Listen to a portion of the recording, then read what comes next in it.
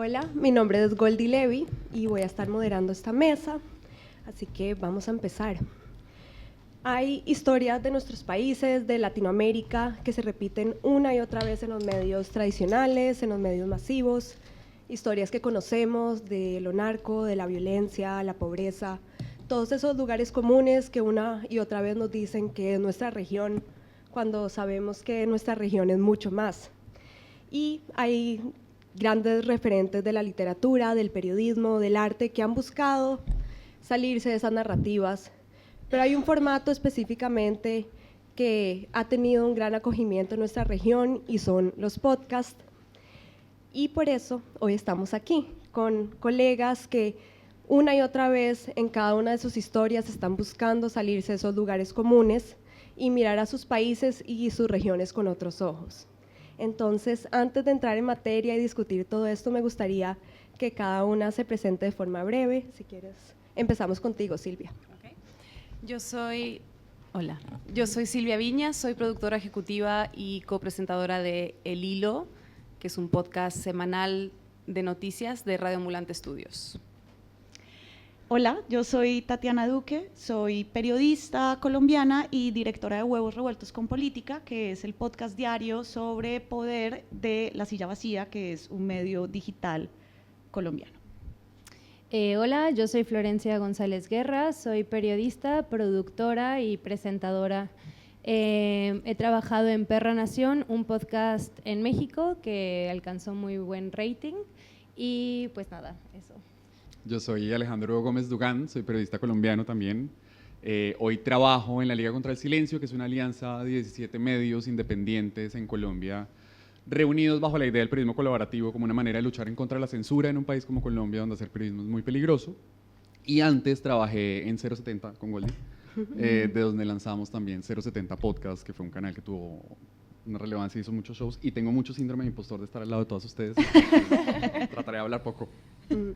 Bueno, creo que la TAM está quedando registrada en el podcast y creo que podemos estar de acuerdo con eso, que en nuestra región que ya existía una pulsión narrativa muy fuerte, parte de esa narrativa encontró un espacio en este formato, ¿no? Y entonces quiero que para empezar hablemos un poco de por qué el podcast se ha vuelto un terreno tan fértil para los periodistas, para los creadores.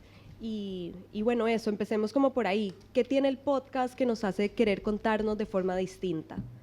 ¿Quieres empezar, Silvia? Yeah. Y vamos así en orden. Sí, creo que hay varias razones, quizás una bastante simple, es que aparte de esta como cultura narrativa de la que hablas, también está la cultura de la radio en Latinoamérica, que es muy fuerte. Yo creo que todos estamos acostumbrados a escuchar la radio en todo momento, está prendida en la casa donde crecimos, sea noticias o sea música.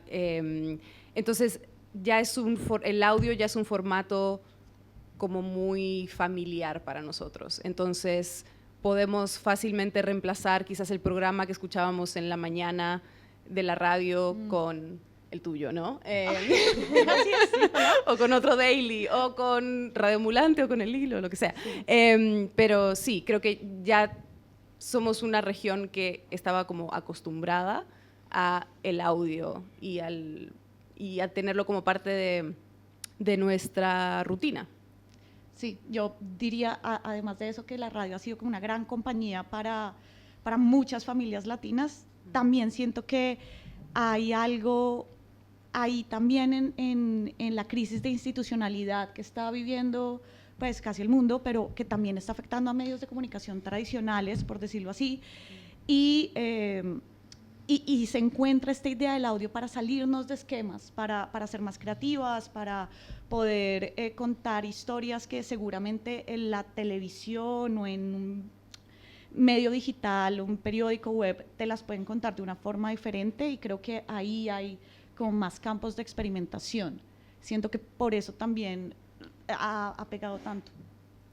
Yo creo que el audio es un terreno fértil en América Latina porque cuando tú llegas con una grabadora a una entrevista donde la persona ha sufrido ciertas violencias o las ha tenido que vivir y tú llegas con una grabadora y no una cámara, esa persona se siente en mucha más confianza de poder ser auténtica, de ser real, de decirte lo que sientes, lo que siente, en una intimidad que obviamente la cámara muchas veces no lo permite. A veces cuando pones una cámara la persona empieza a impostar muchísimo, y creo que en un contexto así de violencia, etcétera, pues la grabadora les da mucha más seguridad como para poder contar su historia. Además, creo que estamos viviendo un contexto real donde la gente evita las noticias de una forma constante, pero que eviten las noticias no significa que no quieran estar informadas.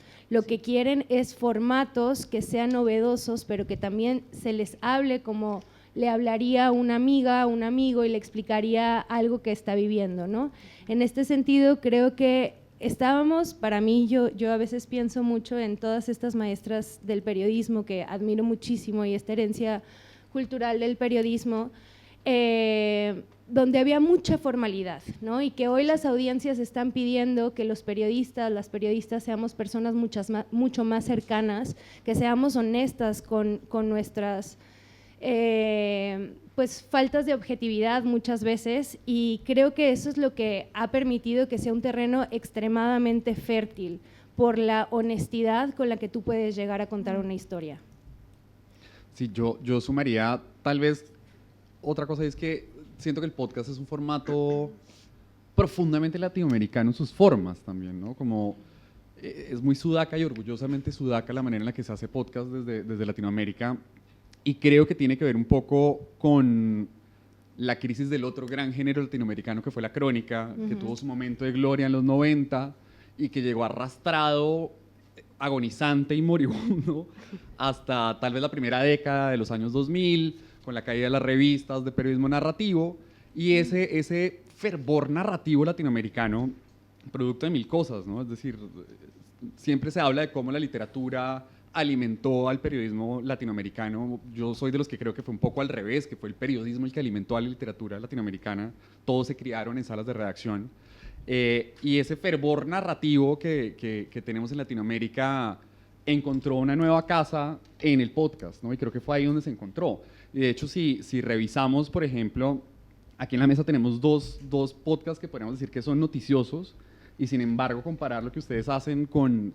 A mí me sale todas las mañanas el noticiario de RFI en español.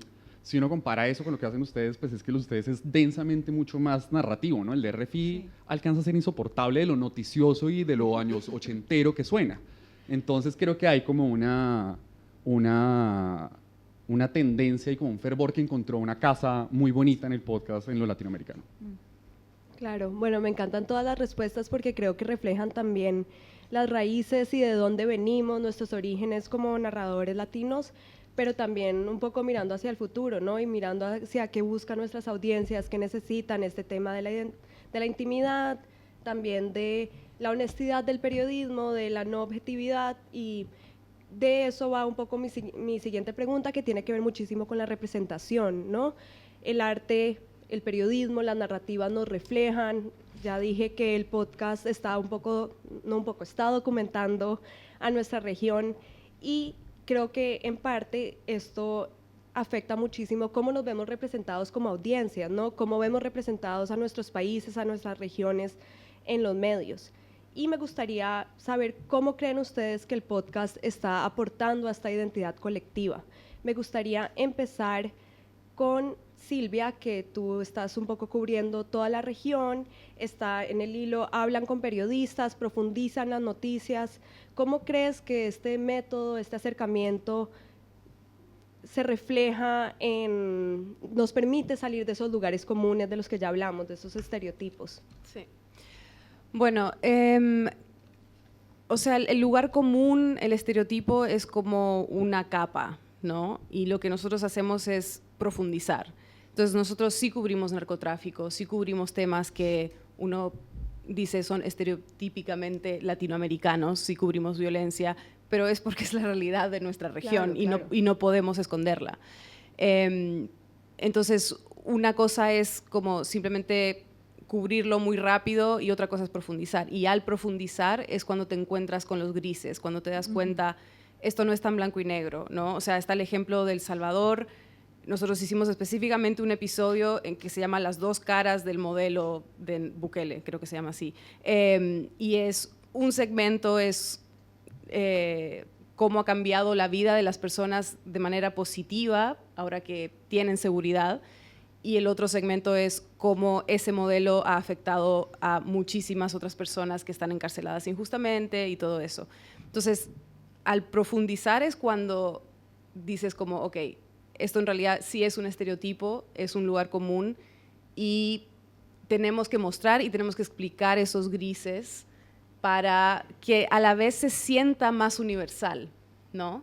Y eso es algo muy, muy bonito. O sea, cuando Daniel Alarcón y Carolina Guerrero empezaron Radio Ambulante, ellos siempre cuentan que había gente que les decía como, pero a un colombiano no le va a interesar una noticia o una historia de Panamá o lo que sea, pero, o sea, 12 años de Radio Ambulante, 4 del Hilo demuestran que sí nos interesa, porque nos vemos reflejados en otros países, y vemos lo parecido que somos y cómo podemos como, sí, sentirnos reflejados y un poco tomar advertencias y lecciones de lo que pasa en el resto de la región. Claro, no, y pues el tema de los estereotipos, son estereotipos por una razón, no existen por algo, pero sí son superficiales, ¿no? Se quedan ahí y bueno, por eso es un poco la idea también de cómo se profundizan esas historias, que Tatiana también lo hace en Huevos Revueltos, desde contar a diario las noticias, ¿no? También lo haces con periodistas, es un formato similar, un poco más corto. Sí. Entonces, cuéntanos ahí cómo estás buscando tú salirte de esos lugares comunes cubriendo Colombia.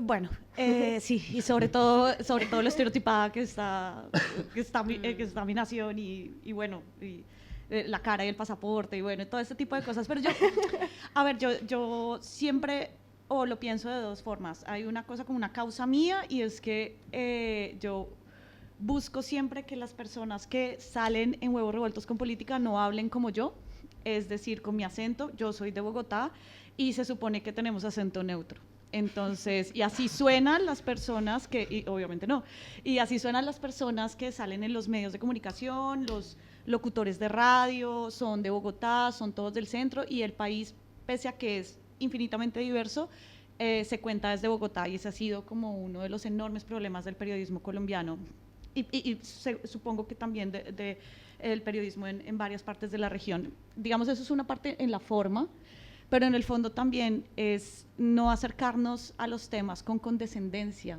sino desde la curiosidad. Y yo creo que a partir de ahí uno sí puede descubrir otro tipo de cosas. Hicimos hace poco nuestra primera serie que se llama Cauca Verde, que era sobre las historias de quienes cultivaban matas narcotizadas. Y estas personas siempre se han visto de dos formas: o pobrecito, o eres un narcotraficante. Cuando te acercas y estás con ellos y les dejas hablar, y no que yo desde Bogotá llego a explicarte cómo es que tú estás haciendo este negocio, ahí es donde uno empieza a entender algo como lo que tú decías de los matices, y siento que es ser de mente de principiante y de tener como una idea mucho más curiosa sobre las historias nos hace evitar caer en esos estereotipos que pues a todas nos han afectado. Claro, eso que dices de la curiosidad me resuena un montón y creo que va muy en la línea de lo que hizo Florencia en Perra Nación, ¿no? Claro. Creo que, bueno, ayer hablábamos del episodio que hiciste sobre el empleo doméstico y varios de los episodios, no, pues creo que la mayoría de episodios que hacen en Perra Nación cuentan historias del México que no vemos normalmente, entonces me gustaría que nos cuentes ahí cómo te acercaste a esos temas y cuál fue la búsqueda. Sí, yo me acuerdo que cuando estaba en la universidad hay una periodista que se llama Marcela Turati, que es una gran periodista mexicana, que cuando inició la guerra contra el narco, yo me acuerdo que en alguna charla ella dijo que llegó un momento donde se tenían que cuestionar por qué estaban contando tantos muertos y por qué eso, a quién le beneficiaba, por qué decirlo, para qué decirlo, si esto no estaba propagando más el terror. Y creo que definitivamente, como dice Silvia, no tenemos que dejar de nombrar lo que existe, pero también entender cuáles son las necesidades de la audiencia. Hace rato que decías sobre el terreno fértil, yo pienso mucho que el podcast es tan fértil para nuestra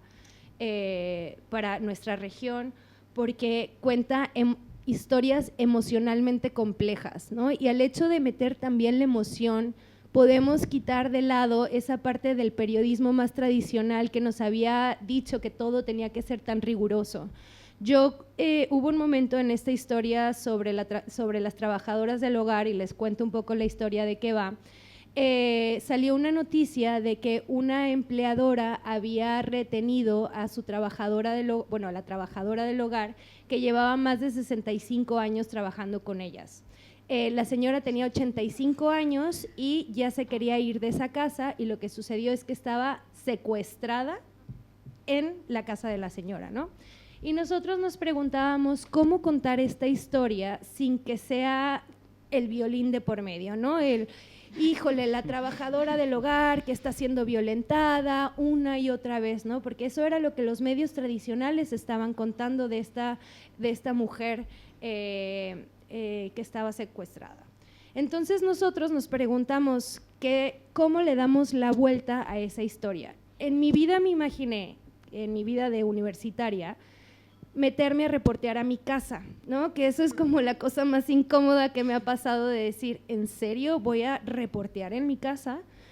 Y la productora me dijo, ¿qué pasa? ¿Te estás comprometiendo con la historia, sí o no? Y yo, sí, me comprometo con la historia. ¿Puedes hablar? Porque en México pasa esta cosa de que muchas personas podemos acceder a algo que no pasa tanto en el resto del mundo, que es que alguien trabaje dentro de tu casa limpiando los pisos, los baños, etcétera, ¿no? Y entonces yo me cuestioné y dije, ok, lo que quieres es que me exponga un poco de cuál es la relación que yo tengo con la trabajadora del hogar y cuántos metros de diferencia existe entre yo, que soy empleadora, y la empleadora que tenía secuestrada a su trabajadora del hogar, ¿no? Esa era como la pregunta que había. La historia no era una historia sobre trabajo del hogar, era una historia sobre qué difuso es los derechos sociales, los derechos del trabajo, los derechos de las personas cuando eso existe en un contexto privado. Y para nosotras fue como reformar, decir, ok, me voy a saltar lo que me han dicho de no reportear en tu casa, de no hacerlo así, porque creo que amerita, sobre todo porque la audiencia te está pidiendo que seas real con las cosas que te implican, ¿no? Con las cosas que reporteas, por qué reporteas lo que reporteas. Y creo que eso refleja esta parte de que los podcasts cuentan historias emocionalmente complejas. Totalmente de acuerdo. Y ahí nos lleva un poco a lo que hace Alejo como director de la Liga contra el Silencio, ¿no? Que están cubriendo historias que son silenciadas en Colombia.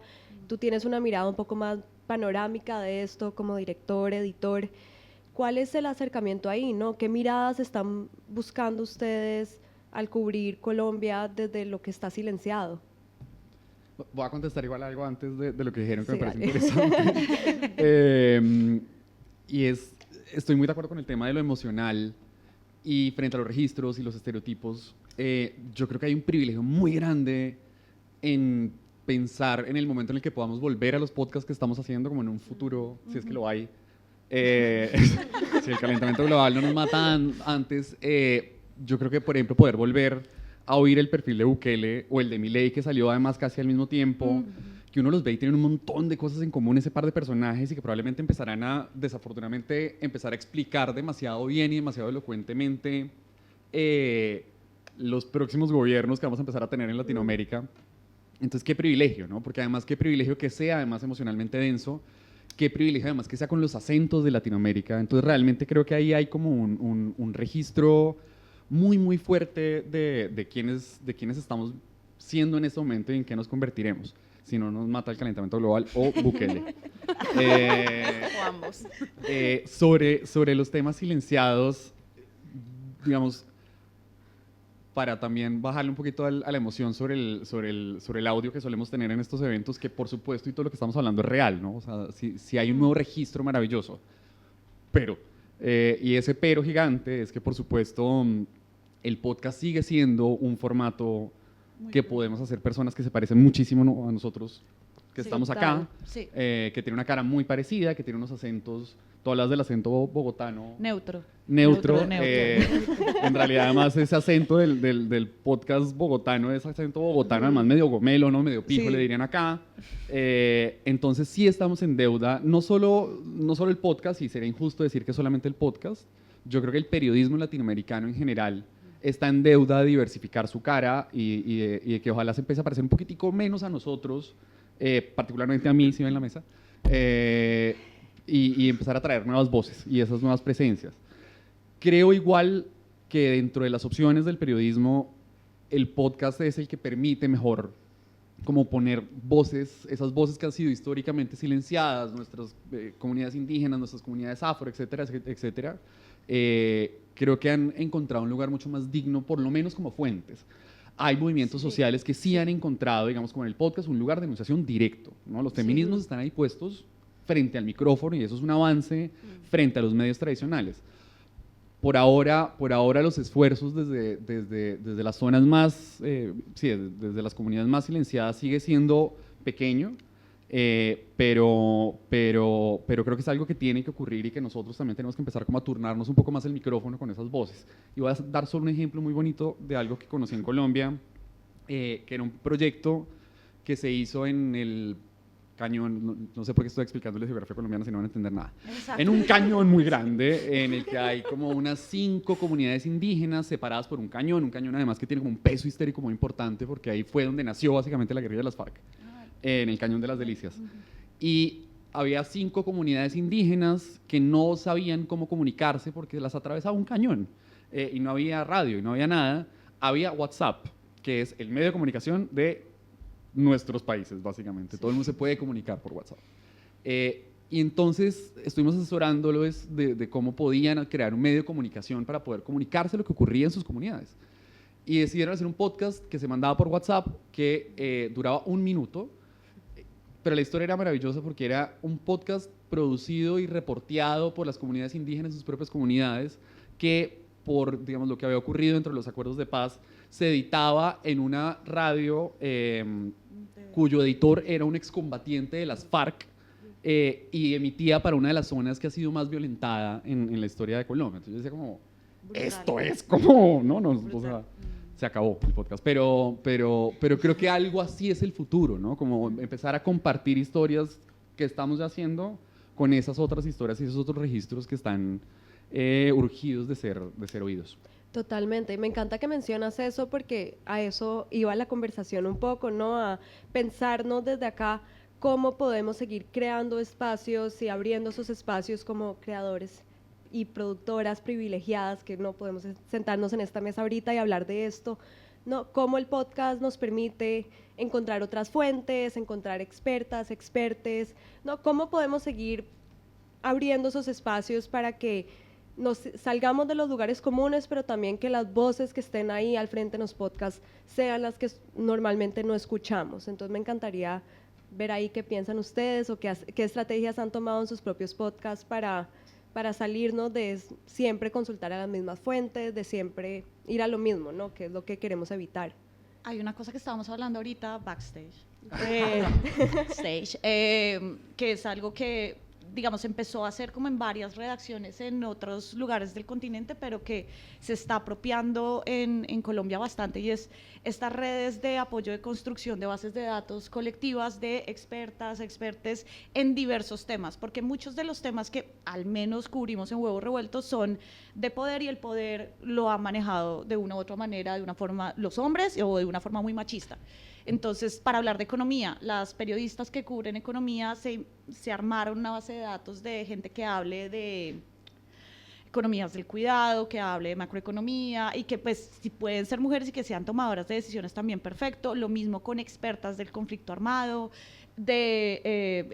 digamos, liderazgos sociales que tienen algo que decir en procesos electorales, LGTBI, disidencias sexuales. Eso me parece que es una construcción que sí nos ayuda como a no solamente tener en el discado directo y llamar directamente como al político que siempre sé que me va a dar una cita fácil, que me va a dar un quote sencillo o que me va a decir que sí siempre. Eso me parece que es una práctica que yo no veía, yo vengo del periodismo tradicional y hace 8 años estoy en la silla vacía, pero ya hace 2 con huevos, pero digamos en ningún momento y solamente en el podcast es que sí he encontrado esto de Silvia, dame el número del asesor, no sé qué, perfecto, no hay ningún problema. Como que en el podcast no se siente esa competencia tan feroz que se sentían en otros momentos de los medios de comunicación, y siento que a través de esa construcción se puede dar pasos. Falta mucho, obviamente, pero al menos ya uno hacerlo saliéndose de ese esquema,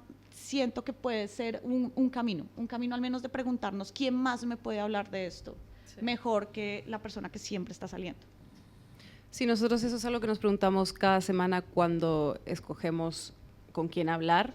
A veces es como muy obvio con quién tenemos que hablar porque es el periodista que más lo ha cubierto o es el experto, pero nosotros tenemos, esto ya es un poquito nerd, pero organizamos nuestros episodios en se llama Airtable, pero se ve como un Excel, entonces hay varias columnas, entonces como el título, cuántos minutos dura, de qué países, y tenemos una columna que es hombre o mujer, es como ponemos específicamente para visualmente yo poder ver y decir, los últimos 3 episodios solo hemos hablado con hombres, no puede ser, ¿no? Como, porque el periodismo latinoamericano es muy macho, o sea, entonces todas estamos en el equipo pensando en esto, ¿no? Como cada semana vemos hacia atrás y decimos con quién hemos hablado, ¿no?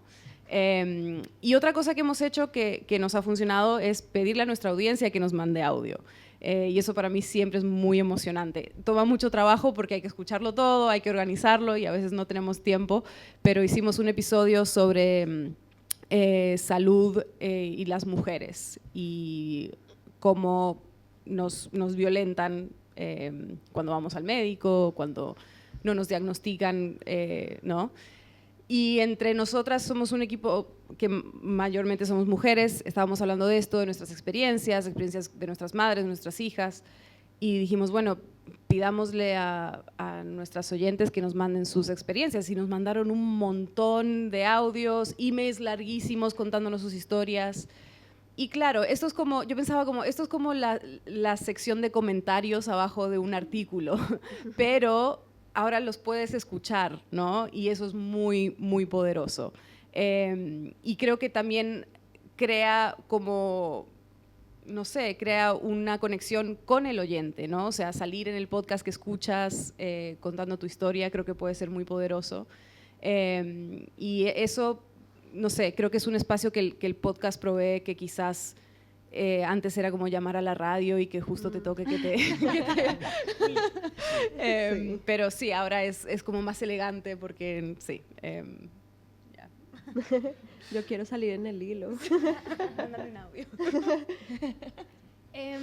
No sé si a mí me causa un poco, a ver, yo estoy muy a favor de la representatividad, creo que es necesario, pero no sé si me causa un poco de conflicto esto o escuchar, ¿no?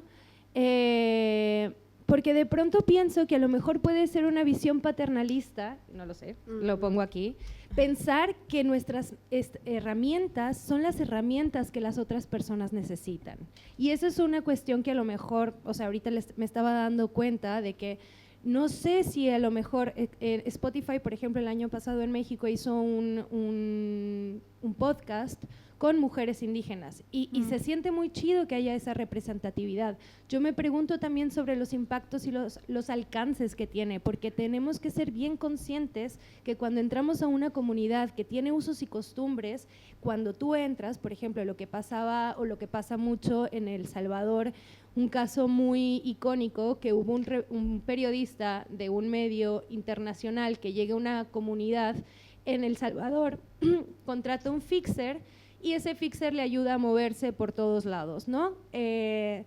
Claro que las personas que trabajan en El Salvador a la hora de cuidar sus fuentes son exhaustivas porque saben específicamente que si algo pasa o algo se publica, puede terminar que eso termine en personas que son asesinadas o demás. Entonces, sí, cuando te vas del sitio. Claro, ¿qué pasa después cuando te vas del sitio después de haber ido, ¿no? Y esta cuestión mucho del extractivismo, de la experiencia, que creo que al final sí nos toca como periodistas preguntarnos ¿qué sentido nos da, ¿no? Estar volteando, o sea, con este afán que yo pienso que es buenísimo tener más representatividad, pero de qué personas o qué voluntades hay, ¿no? Que ya están predispuestas a ser parte y que entonces sí podemos ayudarlas a que su voz tenga mucho más alcance porque ya tienen voz, ¿no? Nosotras no les vamos a dar voz absolutamente.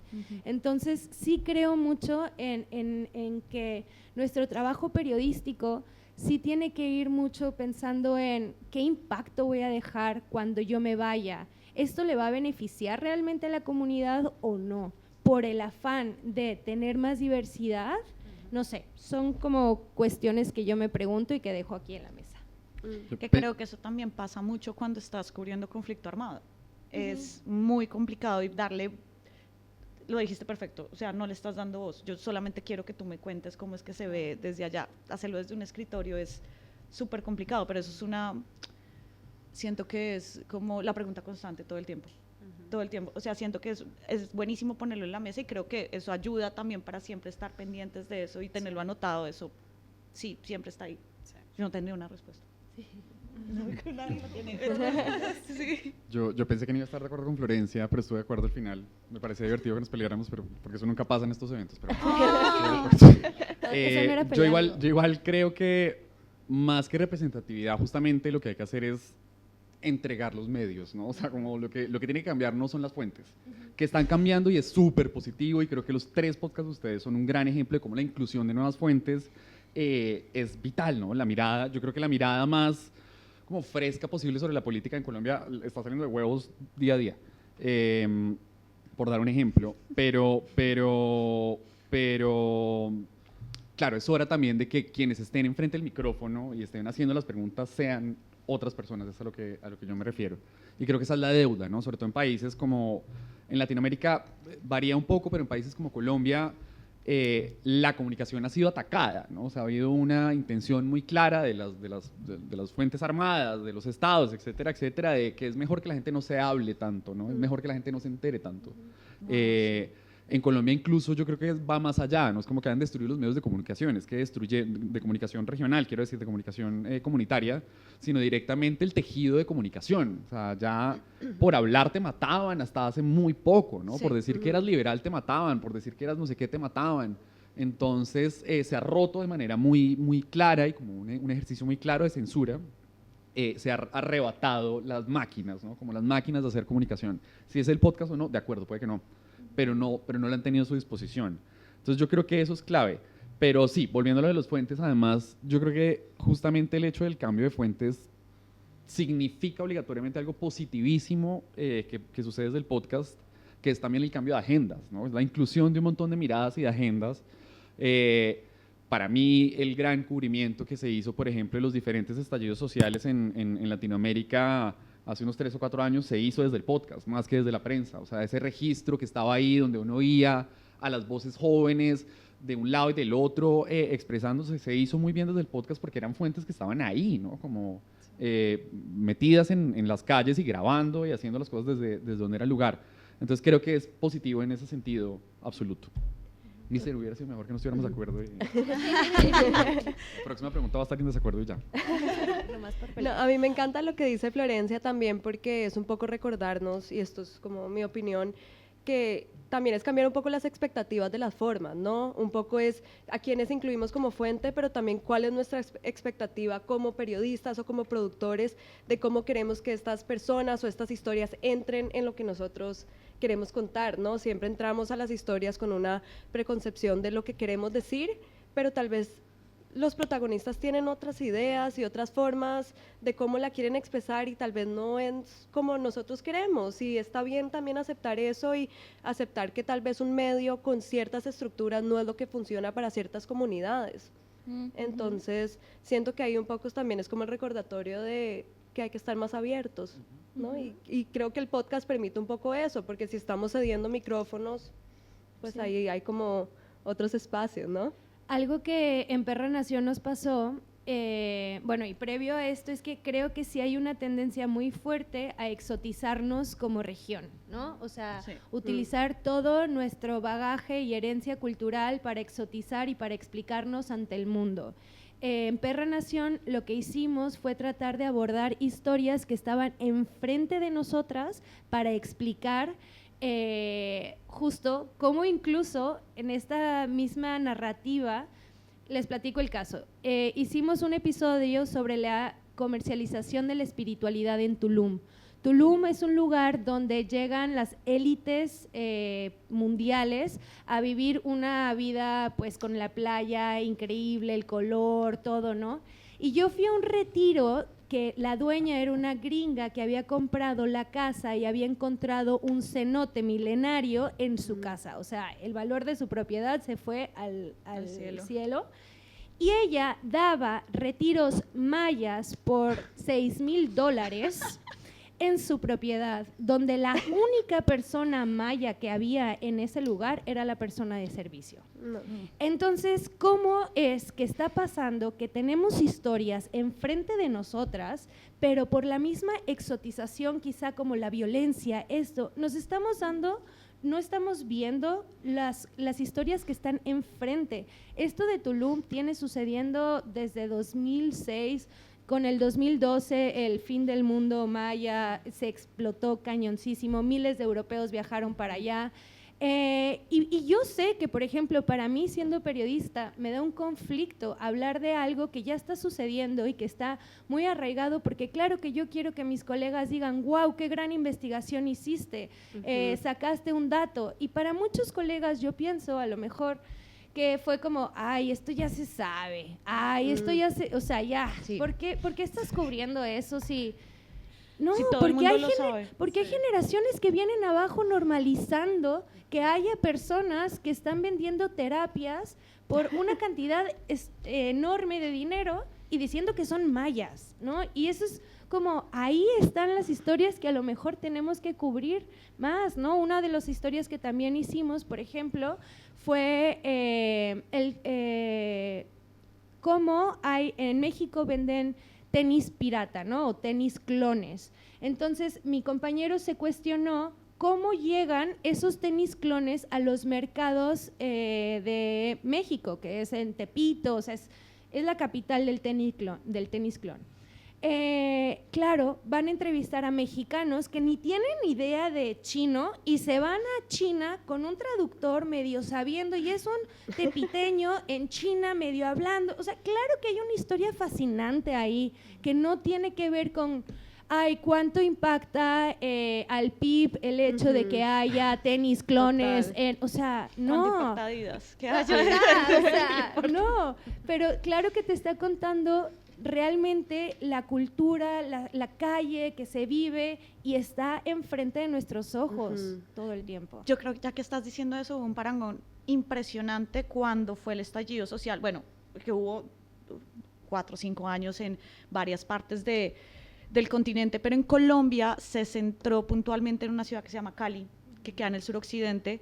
Yo vivía en Cali un año antes de que ocurriera, me volví a Bogotá, bueno. Cuando empieza esto, pero es un estallido, o sea, la policía asesinaba a personas en los enfrentamientos que tenían con los manifestantes, digamos, las tasas ahorita de impunidad son altísimas, pero lo más curioso que me parecía era que mis demás colegas decían, no puedo creer que en Cali esto esté sucediendo, y era como, ¿qué? O sea, llevamos años y no es la silla vacía, ¿no? Era los canales regionales, los mismos periodistas locales diciendo, en Cali hay una desigualdad tremenda, Cali es la capital afro del Pacífico y nunca ha tenido un alcalde afro, si acaso uno, y lo destituyeron, hay un racismo enorme. Yo siento que con los estallidos sociales sí nos hemos tenido como periodistas también a empezar a contarnos historias difíciles, o sea, y conversaciones difíciles, conversaciones que, por ejemplo, en Colombia yo escuché hasta hace muy poco, estoy hablando unos 5 o 6 años, que decían, bueno, lo bueno es que en Colombia no somos racistas. ¿Perdón?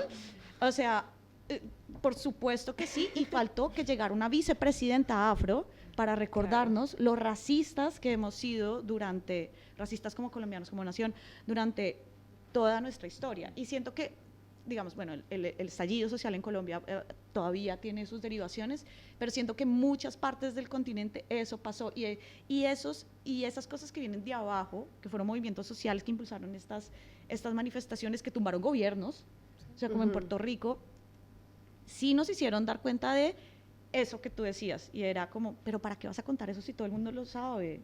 Todo el mundo lo sabe, mira que nos está mostrando, y ahí eso fue una bofetada. Claro. Y creo que ahí sí nos salimos del lugar común, pero con todo. Total, todas esas historias que teníamos al frente nuestro, pero que habíamos normalizado. Y con eso quiero llevar a una de nuestras últimas preguntas, porque se nos está acabando el tiempo. Es, hablando de esto, qué historias tenemos frente a nuestros ojos, ¿no? Cómo salimos de los lugares comunes.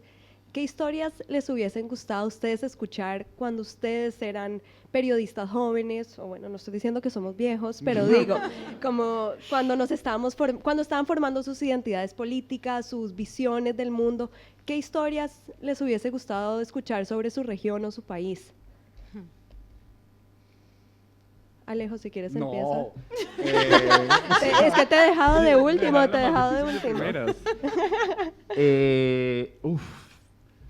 Yo voy a volver sobre la idea del podcast como un lugar de registro y de registro emocional y de un archivo para entender y para volver. Y yo me encuentro a mí mismo volviendo mucho sobre los podcasts. Parte 1 de mi respuesta. Parte 2 de mi respuesta. A mí me enloqueció lo que pasó con esa coincidencia entre lo que hicieron de Bukele y lo de Milei. Y de ver de nuevo como esas coincidencias y ver cómo ese país se iba armando, ¿no? Como esa región se iba armando en unos temas además muy específicos, ¿no? No son explicaciones políticas clásicas para explicar a este par de personajes y a todos los que lo rodean, sino que además coinciden unas masculinidades tóxicas, además coinciden unas niñeces muy particulares, ¿no? Y como decía, va a ser muy emocionante volver a eso cuando estemos rodeados de Mileis y Bukeles. Ahora pienso que me encantaría haber tenido un gran perfil de Uribe en Colombia, de su niñez. Para que no sepa quién es Uribe, no se los voy a resumir. Voy a decir que fue fatal. Presidente de Colombia, que fue fatal. Voy a decirlo, para ser profundo en mi respuesta, estuvo terrible el tipo. Un perfil de eso creo que nos hubiera avanzado un montón en una discusión que nos demoramos en entender. Nos demoramos 8 años. 8 años en entender lo que estaba pasando con el tipo y que probablemente estaba en eso, ¿no? En unas niñeces maltratadas, en una masculinidad mal resuelta y tóxica, en una visión sobre el dinero y sobre el poder, que estamos a tiempo. Deberíamos hacer una alianza, ahorita hablamos, para hacer el gran perfil de Uribe. Vamos. De Uribe Vélez.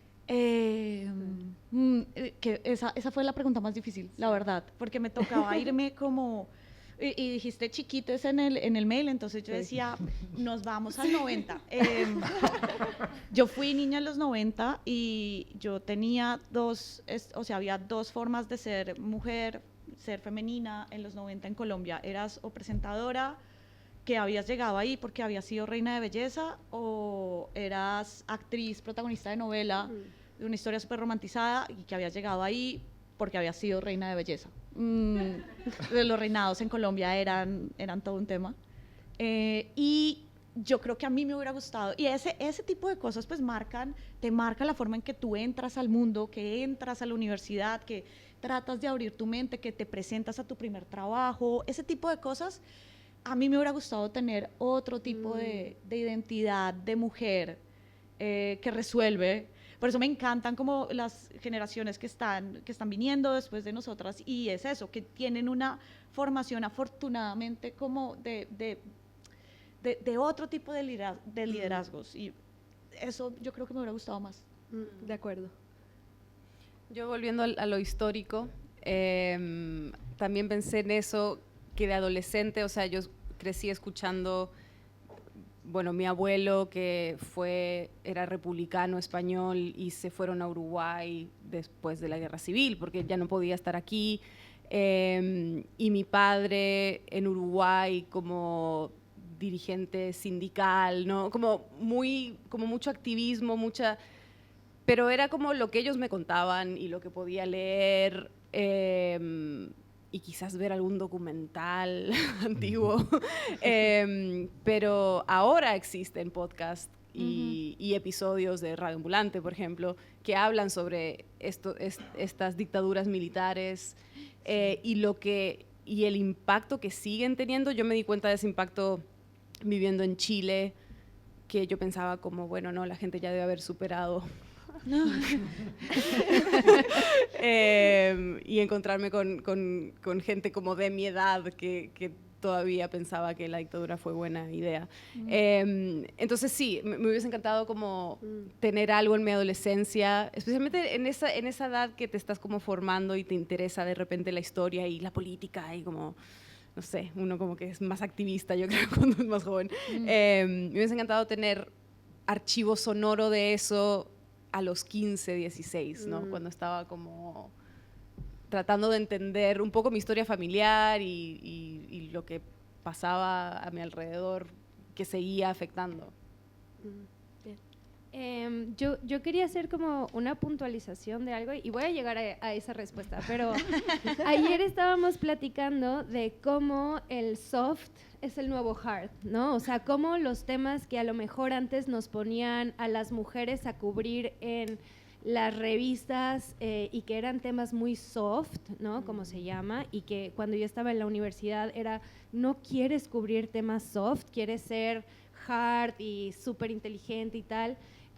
Yo creo que llega un momento donde nos empezamos a replantear que el soft es el nuevo hard, porque hay elementos para poder entender las cosas de la cultura popular con mucho rigor, ¿no? Y esto no quiero que se me tome a mal como de que, ay, nada más vamos a hablar de temas, pues, banales. No. Cubramos con rigor los temas banales y de esa forma vamos a volver, pienso, a ser relevantes para la audiencia, ¿no? Porque si nos han puesto un poco la espalda a los medios tradicionales y a los medios, es por eso, porque se han olvidado de qué cosas son lo que les importa a las personas de a pie. Quiero contarles uno de los episodios de Perra Nación, era sobre, alguien vio sobre el Dr. Simi que empezaban a lanzar muñecos en los escenarios de música. Bueno, en México es de cuenta que hay una figura que se llama Dr. Simi, que es de una farmacia, y después de la pandemia en 2020 alguien aventó un muñeco del Dr. Simi a uno de los escenarios. A partir de eso empezaron a todos los artistas de música a aventarles Dr. Simi, y para mí era como, ¿por qué alguien está lanzando la botarga de o el muñeco de una farmacia a los escenarios de música? Y me planteo si esto es en verdad una estrategia de marketing. Cuento la historia de cómo empiezan a lanzar el muñeco del Dr. Simi en los escenarios, pero mi carta detrás es explicar cómo los consultorios de farmacia adyacente del Dr. Simi están privatizando la salud en México.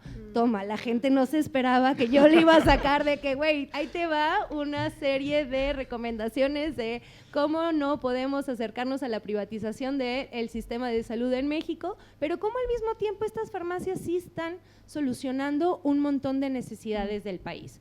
Entonces, creo que para mí, por ejemplo, el podcast o que me encantaría eventualmente hacer tiene que ver con los sindicatos, ¿no? O sea, para mí yo crecí como en un momento en México, los sindicatos es una relación complicadísima desde la postura de los empresarios y siempre ha sido como un tema muy complicado de entender, pero ¿cómo podríamos contar esa historia tan densa de una forma más soft, más que le apele a la gente, sobre todo cuando estamos hablando de que los centennials son esa generación de cristal que ya no aguantan tener jefes que son de cierta forma? Entonces creo que llega en un momento, o podría llegar en un momento adecuado para decir, replanteemos cómo han sido las relaciones patronales laborales, pero que sea una historia que le llegue a la gente más joven, ¿no?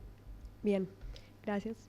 Y vamos a cerrar con una pregunta flash, así que vamos a recomendar podcast. Quería preguntarles, ¿qué podcast les han enseñado a ustedes otra cara de Latinoamérica? Entonces, vamos así, ya con eso cerramos. Yo voy a mencionar Lo que quieren las pibas, que es sobre desapariciones de adolescentes en una villa en Buenos Aires. Buenísimo. Silvia me quitó lo que quieren las pibas, de real, pero traía dos. El otro que yo recomendaría es ¿Quién mató a Ana Cook? Sobre la investigación periodística durante 5 años, sobre la muerte de una DJ en Chile. Yo quiero recomendar La depresión momposina, que aunque no lo pude terminar porque me dio mucha ansiedad, pienso que porque habla sobre salud mental, sobre drogas, festivales, etcétera, me cambió la idea de entender cómo se puede contar una historia. Entonces sí, La depresión momposina. Yo no traía respuesta a Flash. La traía Momposina. Momposina. Yo no traía respuesta a Flash, entonces los voy a cambiar como Flash. En vez de recomendar un podcast que además está acá presente, que es Las Raras, entonces pues vayan a verlo. Recomendaría un capítulo que a mí me encanta, que se llama Ana y el Sexting, que creo que tiene como una combinación tremenda de un montón de cosas, de una historia muy bien reporteada, pero además un ejercicio de audio profundo. Entonces ese, por decir algo, porque además creo que nos hicimos la promesa de no decir radioambulante, que es la respuesta que todo. Claro, sí. Bueno, yo les recomiendo Radio Ambulante, Lilo, Huevos Revueltos con Política, Perra Nación y la Liga contra el Silencio, que todos aquí hacen trabajos increíbles para sacar a Latinoamérica de esos lugares comunes y contarlas desde otras miradas. Entonces, gracias a todas, todos y a ustedes también por escuchar y estar acá. Gracias. Gracias.